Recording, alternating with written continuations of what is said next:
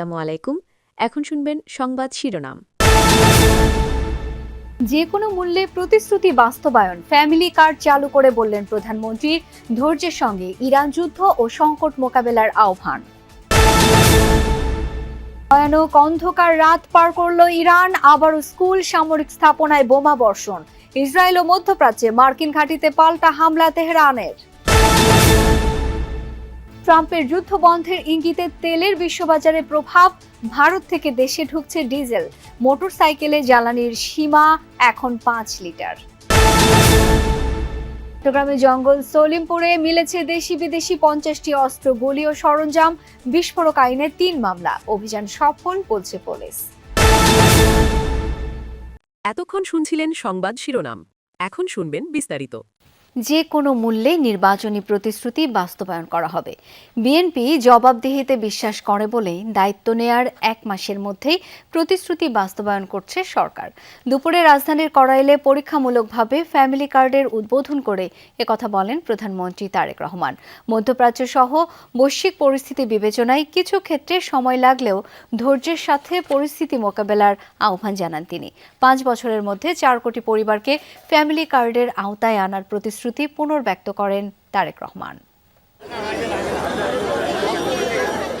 জনসাধারণের কাছে এই সাধারণ মানুষগুলো ভোটেই নির্বাচিত প্রধানমন্ত্রী ছুটে ছুটে আসলেন। হাত নেড়ে শুভেচ্ছা জানিয়ে হাস্যোজ্জ্বল মুখে যেন হতদরিদ্র মুখগুলোর সামনে সেই প্রতিশ্রুতি পূরণের সাহস নিয়ে দাঁড়ালেন। প্রাথমিকভাবে দেশের 13টি জেলার 15টি ওয়ার্ডের প্রায় 37,567 জনের হাতে এই ফ্যামিলি কার্ড সেবা পৌঁছানোর উদ্বোধন করলেন তিনি। নিজ সংসদীয় এলাকার করাইল বস্তি সংলগ্ন টিএনটি খেলার মাঠে করাইল, সাততলা ও ভাসানটেক 3 বস্তির 15,000 সুবিধাভোগীর মধ্যে 17 নারীর হাতে ফ্যামিলি কার্ড তুলে দেন। ফ্যামিলি কার্ড, যেটি কেবল একটি কার্ড নয় কিংবা 2,500 থেকে 3,000 টাকার আর্থিক নিশ্চয়তা নয়, বরং দরিদ্র পরিবারের গৃহকর্ত্রীকে ক্ষমতায়ন নিশ্চিত করার মধ্য দিয়ে স্বাবলম্বী করে তোলার এক অনন্য উদ্যোগও বটে। বিএনপি চেয়ারম্যান তারেক রহমান নির্বাচন পূর্ব সময়ে দেশের পথে প্রান্তরে সেই উদ্যোগের কথাই প্রতিশ্রুতি আকারে তুলে ধরেছিলেন। নির্বাচনী ইশতেহারেও উল্লেখ ছিল তা। ক্ষমতা গ্রহণের পর প্রধানমন্ত্রী তারেক রহমান তা দ্রুত সময়ে বাস্তবায়নের রূপ দিলেন। গভর্নমেন্ট টু পারসন G2P পদ্ধতিতে দেশজুড়ে ফ্যামিলি কার্ড প্রাপ্তদের হাতে মোবাইল ব্যাংকিংয়ের মাধ্যমে 2,500 টাকার অর্থ সহায়তা দেওয়ার উদ্বোধনও করেন প্রধানমন্ত্রী তারেক রহমান। বক্তব্যে ফ্যামিলি কার্ড বিতরণের মাধ্যমে দেশের নারী সমাজকে অর্থনৈতিকভাবে স্বাবলম্বী করার অঙ্গীকার করেন প্রধানমন্ত্রী। যুদ্ধ শুরুর পর সবচেয়ে ভয়াবহ রাতগুলোর একটি পার করল ইরান। সোমবার রাজধানী তেহরানের বিভিন্ন এলাকায় রাতভর শোনা গেছে একের পর এক বিকট বিস্ফোরণের আওয়াজ। মঙ্গলবারও ইরান জুড়ে অব্যাহত যুক্তরাষ্ট্র ইসরায়েলের যৌথ হামলা। দাবি টার্গেট করা হয়েছে নতুন নতুন মিসাইল, ড্রোন লঞ্চার ও বিভিন্ন সামরিক স্থাপনাকে। আরও একটি স্কুল সহ বিভিন্ন বেসামরিক স্থাপনায় বোমা বর্ষণের অভিযোগ তুলেছে তেহরান। 10 দিন পেরিয়ে 11তম দিনে গড়িয়েছে যুক্তরাষ্ট্র ইসরায়েলের সাথে ইরানের যুদ্ধ। সময়ের সাথে সাথে ইরান জুড়ে হামলার মাত্রা আরও বাড়িয়েই চলেছে যৌথ বাহিনী।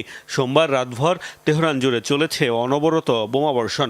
মঙ্গলবারও বিরামহীন হামলা অব্যাহত রেখেছে IDF ও মার্কিন বাহিনী। দুদেশেরই দাবি তাদের লক্ষ্য ইরানের বিভিন্ন সামরিক স্থাপনা। মুহুর্মুহু বিস্ফোরণে রাজধানীর পশ্চিমাঞ্চলীয় কারাচ শহর হয়ে পড়ে বিদ্যুৎ বিচ্ছিন্ন।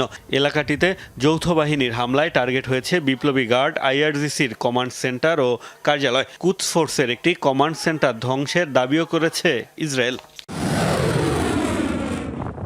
ইস্পাহানে টার্গেট হয়েছে মিসাইল তৈরির কারখানা ও আকাশ প্রতিরক্ষা ব্যবস্থা। সিরাজ শহরেও আক্রান্ত হয়েছে সামরিক স্থাপনা। নাজারাবাদ, আন্দিশে ও শাহরিয়ারে হামলার শিকার হয়েছে বাসিস ফোর্স ও বিপ্লবী গার্ডের ঘাঁটি। আহভাস ও সিস্তান বালুচিস্তানেও পাওয়া গেছে বিস্ফোরণের আওয়াজ। ওয়াশিংটন জানিয়েছে গত 10 দিনে ইরানের 5,000 স্থাপনায় হামলা চালিয়েছে তারা। ধ্বংস কিংবা ক্ষতিগ্রস্ত হয়েছে তেহরানের নৌবাহিনীর 50টির বেশি জাহাজ। বেসামরিক স্থাপনাতেও নির্বিচার বোমাবর্ষণের অভিযোগ তুলেছে ইরান। দাবি, নতুন করে খোমেনি শহরে আরও একটি স্কুলে হয়েছে হামলা। ইস্পাহানে সরকারপন্থীদের সমাবেশ চলাকালীন কাছাকাছি এলাকায় বিমান হামলা চালানো হয়েছে। এদিকে যুদ্ধের প্রথম দিনই মিনাবের গার্লস স্কুলে ভয়াবহ হামলায় ব্যবহার করা হয়েছিল ইরানে কাঙ্ক্ষিত জয়ের অনেকটাই অর্জন করে ফেলেছে যুক্তরাষ্ট্র। যুদ্ধ প্রায় শেষের দিকে, এমন মন্তব্য করেছেন মার্কিন প্রেসিডেন্ট ডোনাল্ড ট্রাম্প। হোয়াইট হাউসে সাংবাদিকদের সঙ্গে কথা বলতে গিয়ে ট্রাম্প বলেন, এরই মধ্যে ইরানের ড্রোন ও ক্ষেপণাস্ত্র সক্ষমতা প্রায় ধ্বংস হয়ে গেছে। আমরা ইরানের কোথায় কোথায় ড্রোন তৈরি হয় সবই এখন জানি এবং একের পর এক সেগুলো ধ্বংস করা হচ্ছে। তাদের মিসাইল লঞ্চার 90% বেশি ধ্বংস হয়ে গেছে। ড্রোন হামলাও প্রায় পুরোপুরি কমে গেছে। রাজধানীর বিভিন্ন ফিলিং স্টেশনে কিছুদিন ধরেই তেলের সংকট। কোথাও ঘন্টার পর ঘন্টা অপেক্ষা করেও তেল পাচ্ছেন না মোটরযান চালকরা। পাম্প মালিকদের বিরুদ্ধে রয়েছে নানা অনিয়মের অভিযোগ। তবে বিকেলের দিকে কিছু স্টেশনে তেল সরবরাহ শুরু হলেই পরিস্থিতি কিছুটা স্বাভাবিক হতে থাকে। এদিকে সরকারি প্রজ্ঞাপনে রাইড শেয়ারিং দাতাদের জন্য তেলের পরিমাণ বৃদ্ধি করা হলেও তাদের নেই কোনো আলাদা পরিচয়পত্র। নাহিদ হোসেনকে সাথে নিয়ে মশিউর অনিকের প্রতিবেদনে বিস্তারিত।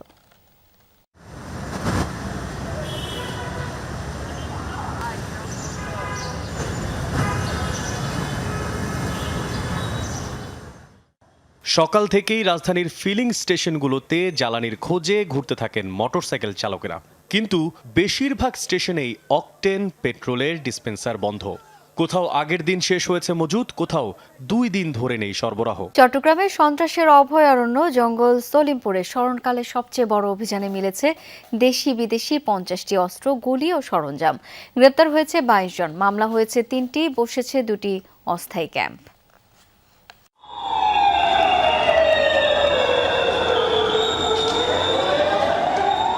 সোমবার দিনভর জঙ্গল সলিমপুরে চালানো হয় স্মরণকালের সবচেয়ে বড় যৌথ অভিযান। প্রায় 3,500 সেনাবাহিনী, র্যাব, পুলিশ, বিজিবি সদস্যের এই অভিযানের সময় উপরে ছিল হেলিকপ্টার ও ড্রোন, নিচে ডগ স্কোয়াড।